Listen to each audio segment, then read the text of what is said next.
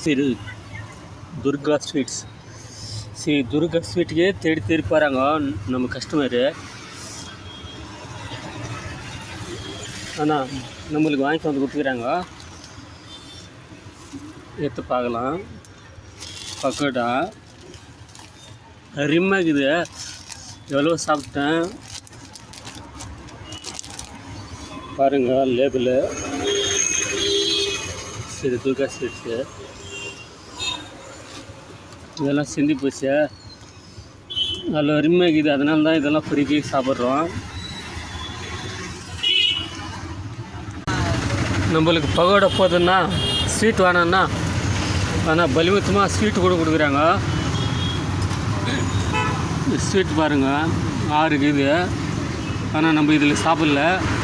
நம்மளுக்கு பகோடாவே இப்போது தலைக்கு மேலே வெள்ளமாக இருக்குது.